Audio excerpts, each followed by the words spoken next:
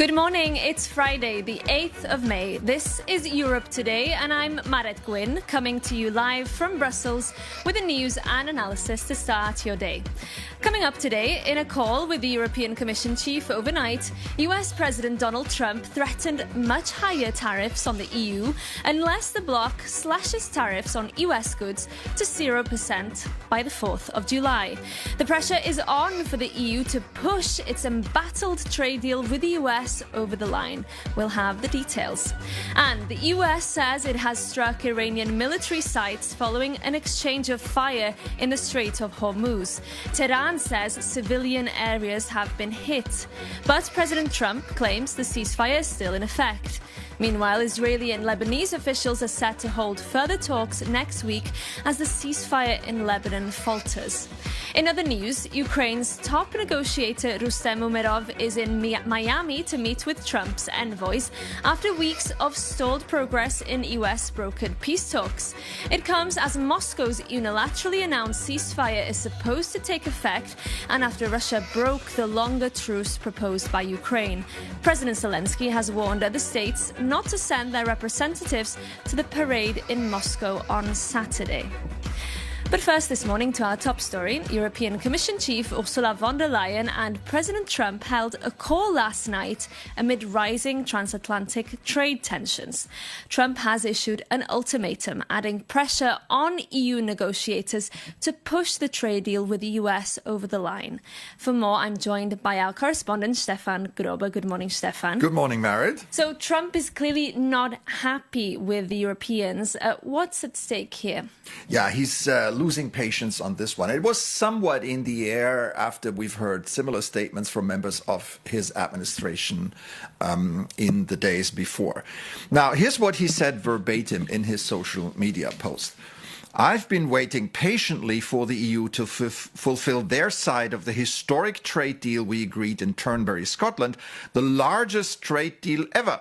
I agreed to give until our country's 250th birthday, or unfortunately, their tariffs would immediately jump to much higher levels. Of course, the deal is lopsided and controversial, especially in the European Parliament. It's 0 tariffs on US exports going to Europe and 15% on European products going to America. That's why negotiations between the EU institutions have been tough so far and are still ongoing before the deal can be approved by the Parliament. The main sticking point here being the demand to insert safeguards in case Trump breaches the joint commitments or threatens the bloc's territorial integrity, as he did when he threatened to forcefully seize Greenland from Denmark. The problem, of course, is, Maeve, that no one in Europe believes that this is a good deal for us. But still a looming threat of 25% tariffs on EU cars. That could be a big blow, especially to the German car industry. Well, it would be a pretty nasty blow. That's correct. It would probably not destroy the European car industry, but it could accelerate a major shift towards a relocation of industrial capacity away from Europe. Now, not all German car makers would be equally exposed. BMW, Mercedes, and Volkswagen, they all run major plants in the US, and Trump himself has said that vehicles made in US factories would avoid tariffs. But Audi and Porsche would be very vulnerable. They could lose market share, their profit margins would shrink, and they could be forced to relocate their production to America. And this is exactly what Trump wants. That could lead, of course, to further weakening Germany's car industry and Germany's industrial base, and also put pressure on its suppliers in Eastern Europe. And then the question is, what would the EU do? Would it retaliate, and how? So the prospect of a trade war, major trade war with the US is certainly on the horizon here. Okay, Right. Stefan, thank you so much for bringing us up to speed on that. Now we're moving on. The EU's defence chief, Andrius Kubilius, will visit Poland and his native Lithuania today to sign defence loan deals, collectively to the tune of 50 billion euros. The aim is to strengthen these nations' defences, and the loans are part of the EU's 150 billion euro defence programme known as SAFE. Poland will be the biggest beneficiary of the programme. Our EU correspondent, Angela Skujins, is here and spoke to Commissioner Kubilius just before he set off. Angela, good morning, good to see you.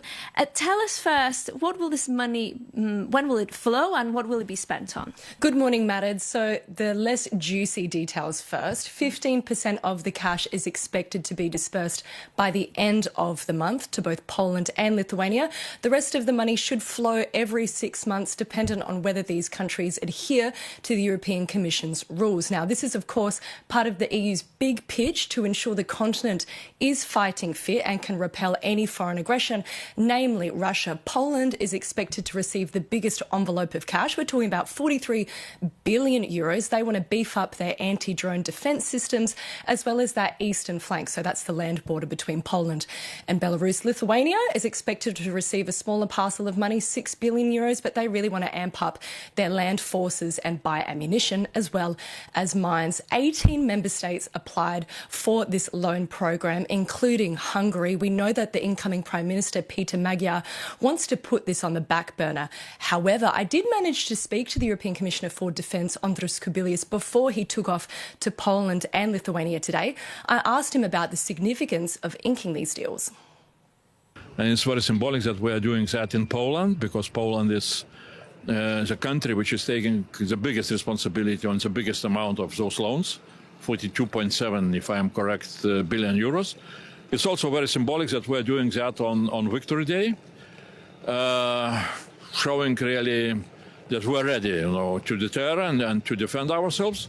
And it's again very symbolic that we're doing that in, just before Europe's Day, because this mechanism of safe loans is really based on basic principles of European Union, on solidarity principles. What is Europe protecting itself from? What is the money going to be used for? Well, definitely, in Europe we see very clearly that possibility of Russian aggression against EU or NATO member states is real. That is what our intelligence services are speaking. Poland is doing a very big job in strengthening both its own defense capabilities, but also strengthening defense of the whole Europe, because those frontier countries like Poland, their border is also European Union border. So, and what is also very important that with that loan, Poland is strengthening its defense industry. And this is our common goal in the whole Europe, really, to make our defense industries ready to produce what is needed in order to deter possibility of Russian aggression. And we know that the Hungarian Prime Minister-to-be, Peter Magyar, is currently reassessing that country's defence loan application. How hopeful are you that this proposal will get over the line? Well, that is what we agreed with new government or forthcoming government of Hungary. That is a normal practice, that such a big, responsibility, such a big obligation from the government side should be taken when the new government is established. And definitely they need to have some time to review the projects which were proposed by the previous government, by Viktor Orban government, and that's it's nothing unusual here. So definitely time is very important because we want that all the member states would be able to fully implement those loans till 2030, I mean to have all the products produced. We know that our industries are ramping up their production, but still, we see the issue, and some governments are worried about that industries are not fast enough, to increase their production. So things are, demand very, very rapid actions. I'm very, very happy that we managed to achieve such an outcome, agreements on all the package of the loans during less than a year time. So, and we hope that Hungary very soon also will join those who will use those loans for strengthening their defense. And last question, are you confident that Europe's defence industries will move fast enough to meet the demands of the EU member states when it comes to producing those weapons that they're ordering? Well, that is our permanent, how to say, topic for discussions with the industries. I was, going through so-called missile tours through all the different producers of missiles, and we started again symbolically from Poland. And everywhere we were speaking about what still is needed to be done in order for our industries to ramp up, to produce more fast, to shift maybe from what industries are calling themselves haute couture production, very expensive, very technological advanced, but very expensive and slow to be produced, to more of good enough production. And we need to see very clearly what is our strategic challenge. Still, Russia is outproducing us, and quite heavily. So that is what worries us. That was the EU's Defence Commissioner, Andrius Kubilius, speaking to our correspondent, Angela Skujins. We're moving to the Middle East next. Direct talks between Israel and Lebanon are set to resume next week, but Israel and Hezbollah continue to exchange fire, with at least 380 people killed since the fragile ceasefire took effect in April. This week, Israel also struck Lebanon's capital of Beirut for the first time since the start of that ceasefire. We're now joined live by Nadim Gemayel, a Lebanese parliamentarian for the Kataeb Party. Good morning, sir. Good to have you with us.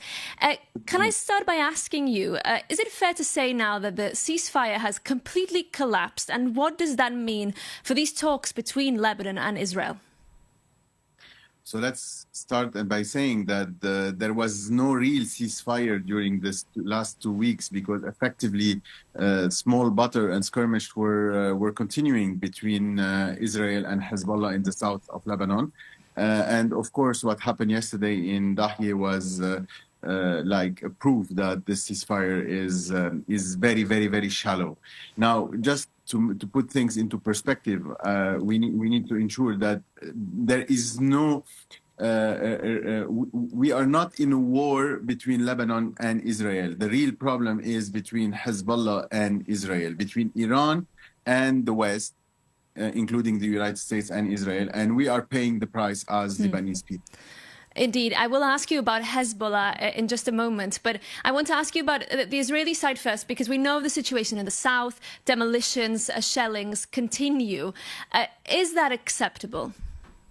This is, of course, not acceptable, but this is at the same time, we need to find a final solution, and this final solution resides on the fact that we had in our south militias and military organizations that are outside the state, that are outside the organization of the state, and who took Lebanon and the territory of Lebanon and the sovereignty of Lebanon as hostages and into a war that the Lebanese people didn't want. So today what we're asking is to have one army, one decision, and one authorities that take all the decision on the ground. The major obstacle to that is, of course, Hezbollah. They are the warring party, as you said, not Lebanon. But how can the Lebanese authorities now fulfill its commitment to disarming Hezbollah when the group refuses to do so, and also when Hezbollah, as a political movement, still holds sway over parts of the population? This requires a lot of will. It requires a lot of courage, and it requires a decision from the head of the state in order to impose their authority and their presence. Today, the state is nearly unpresent. It declared we are a country with a flag, but without a state. And today, what we want effectively is that this state be present, be effective, and have the authority to take all the decision. We know that this will not take, it will not happen overnight. This will happen on a long path, but we need to start it, and the state needs to approve, and the state needs to be existent. That's what we're asking today from the government of Lebanon. Okay, Nadim Gemayel, thank you so much for your time and for joining us on Europe Today this morning. Now, as Europe grapples with another energy crisis in the wake of the Iran war, major questions are being asked about the future direction of the European Union. Our correspondent, Stefan Grobe, sat down with the EU's climate chief, Wopke Hoekstra, and asked him whether the EU could weather the storm. If I look at the huge number of problems that we have on our plate that are in many ways, global by nature. Climate change, geopolitics, the ramifications of AI, and so on. These are all things that ask for more collaboration, more cooperation, more unity, and more Europe. So that, in my view, is the way forward. What it does ask from us is the tools and also the speed to deliver this at scale. And there, I think we have homework to do. In what sense, homework? I mean, if you look at the speed with which events are being pushed on our plate, and you think about our infrastructure in Europe, where quite often it's a bit at the member states level, it is a bit at the European level, it asks for coordination, and we're not necessarily always very quick in delivering. Occasionally we manage to make use of a crisis and we push things forward, but overall our design is too much geared for good weather. We're not in good weather. We're in exceptionally bad weather, and that will continue. So that asks for a different approach. On that note, do you think that Donald Trump and Vladimir Putin have done a lot to unify the continent here? Well, I mean, it's and again, let's separate the two. What is crystal clear is that Putin continues with his absolutely horrific war in Ukraine, and we have a huge incentive that in the end this ends with a bloody nose for him, and he is wanted in The Hague. As for the Americans, I think I'm worried about the damage that has been done to the relationship, to the marriage, and in my view, we need to follow let's say a two-track strategy. On the one hand, there is a lot that unites us, and there is an incentive, and there are clear interests here at hand that make it important that we continue with our American friends. That's one. At the same time, it is true that the commitment displayed by the Americans themselves is not what it always was before. So we have no alternative than to grow up and do more of this stuff ourselves, to get much more savvy in the domain of geopolitics, and by the way, build broader partnerships with our partners ranging from Canada to Japan to a whole range of others. And you can catch the full interview with Commissioner Hoekstra at 11:30 Brussels time this morning on Euronews. Moving on now, this week the Italian Prime Minister Giorgia Meloni shared an AI-fabricated image of herself in underwear that was spreading virally online, warning people against the dangers of deep-fake nudes. The EU institutions in Brussels are also taking action to crack down on AI-generated sexualized images, as Jakub Janis explains. It's no secret that AI is everywhere. And this week, Italy was in an uproar over AI-generated nude photos of Prime Minister Giorgia Meloni. And in a bold move, she published the image herself on social media as a stark warning. If it can happen to a Prime Minister, it can happen to anyone. And this personal attack has fueled an urgent discussion in Brussels on how to stop nudification and protect citizens. So what's the plan? Yesterday, the EU reached a deal to ban nudification apps, so the very tools used to generate non-consensual sexually explicit photos and videos. And this is a vital step because while politicians can fight back, most victims lack the resources to defend themselves.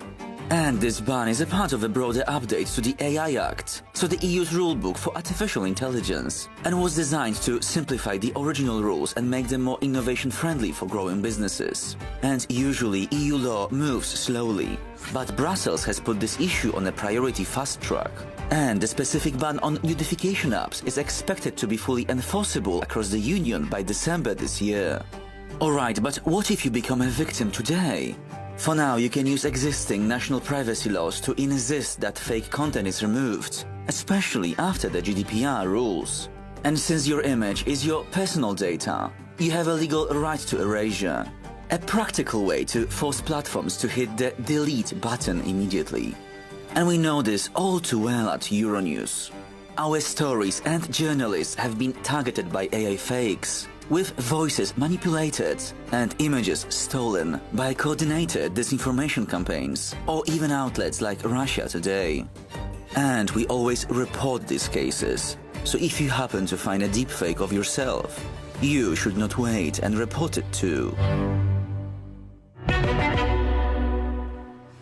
Jakub Janis there. And that's it from us for today and for this week. Thank you so much for starting your day with Europe Today. Maeve McMahon will be back in this seat here on Monday. Remember to tune in then. And in the meantime, have a great weekend.